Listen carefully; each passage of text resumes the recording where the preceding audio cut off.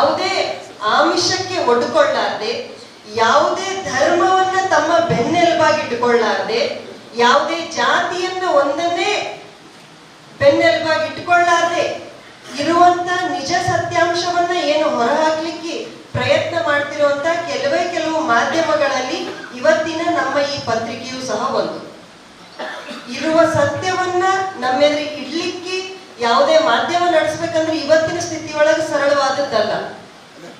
ಯಾವ ಸಮಾಜದೊಳಗೆ ನಾವು ನಿಂತೀವಿ ಅದ್ರ ಬಗ್ಗೆ ನಾವು ಮಾತಾಡ್ತೀವಿ, ನಿಜವಾಗ್ಲೂ ಜನಪರವಾಗಿ ಇರುವಂತಹ ವಿಷಯಗಳನ್ನ ನಾವು ಎಲ್ಲರೆದುರು ಇಡ್ತೀವಿ ಅಂತ ಅನ್ನುವಂತ ವಿಷಯವನ್ನ ಗಟ್ಟಿಯಾಗಿ ಹಿಡ್ಕೊಂಡು ನಿಂತ ವಾರ್ತಾಭಾರತಿ ಪತ್ರಿಕೆ ಮಂಗಳೂರಿನಿಂದ ಶುರುವಾಗಿ ನಮ್ಮ ಕಲ್ಯಾಣ ಕರ್ನಾಟಕ ಬಸವಣ್ಣ ಸೂಫಿ ಸಂತರ ನಾಡೊಳಗೆ ಇವತ್ತು ಕಾಲಿಡ್ಲಿಕ್ಕತ್ತದೋ ಆ ಬರುವಂತ ಪತ್ರಿಕೆಗೆ ನಾವೆಲ್ಲರೂ ಬೆನ್ನೆಲುಬಾಗಿ ನಿಲ್ತೀವಿ.